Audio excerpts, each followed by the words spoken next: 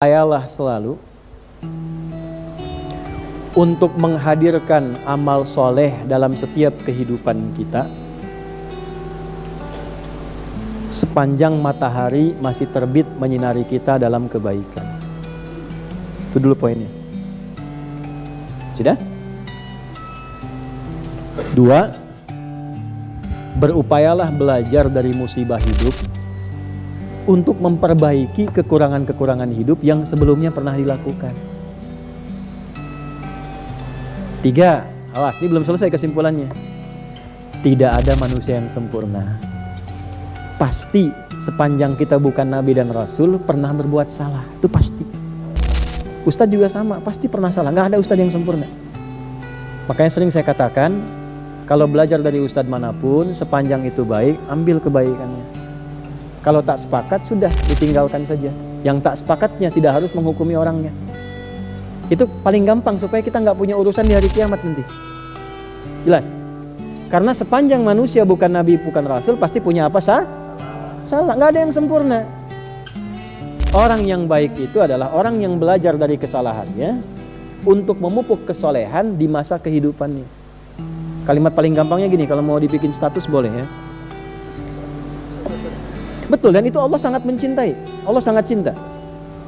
Allah sangat mencintai pelaku maksiat yang gemar bertobat dibandingkan orang soleh yang tidak pernah merasa salah. Itu, catat tuh. Allah sangat mencintai pelaku maksiat yang gemar bertobat dibandingkan orang soleh yang tidak pernah merasa.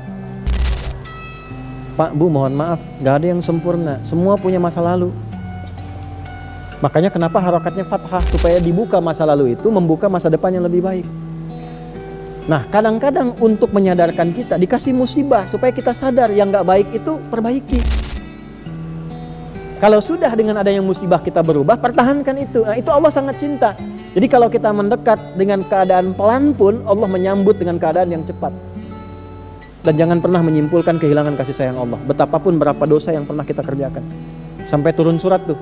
Surat 39 ayat 53. Qul ya ibadiyalladzina asrafu ala anfusihim la taqnatu min rahmatillah. Muhammad, katakan, sampaikan, viralkan pada hamba-hambaku yang sudah berlumur maksiat. Jangan menyimpulkan gak akan pernah mendapat kasih Allah.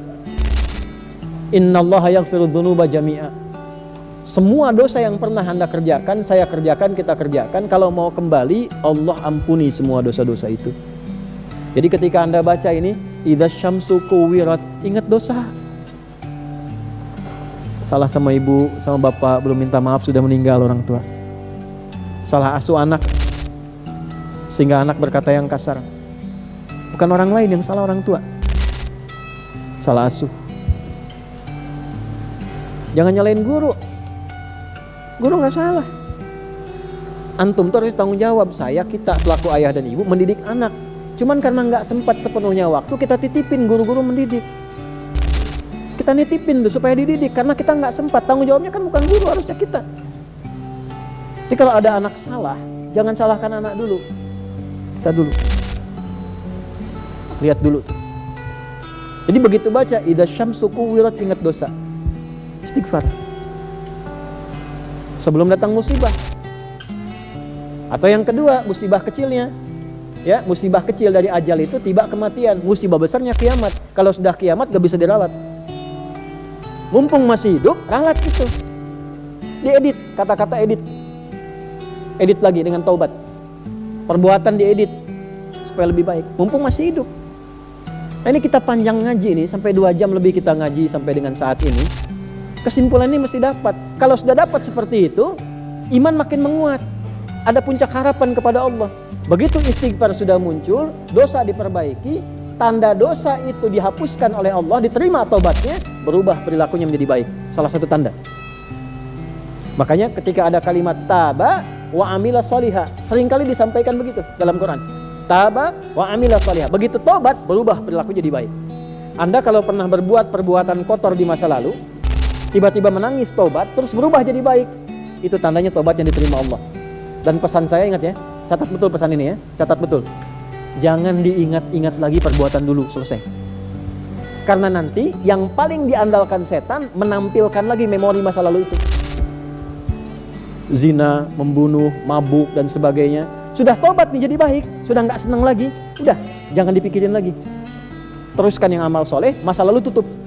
Nanti setan akan terus menghadirkan itu dan memberikan kepada Anda satu pandangan bahwa kamu dosanya terlalu besar, belum tentu dimaafkan. Hati-hati, itu tipu daya setan. Jelas? Nah, jadi ketemu oleh kita, idza syamsu kuwirat, apabila mentari sudah digulung segulung-gulungnya, sehabis-habisnya, ya, masuk ke ayat 14-nya. Alimat nafsum ma akhbarat, barulah manusia sadar selama ini sudah mengerjakan apa, sudah melakukan apa. Bawa situasi kecilnya tiap kali lihat matahari, syukuri nikmat kepada Allah. Terima kasih ya Allah. Taubat kita kepada Allah akan dosa-dosa, perbaiki diri kita sampai menghadirkan amalan yang kita pede kita bawa pulang untuk meninggal. Jadi kalaupun meninggal siap.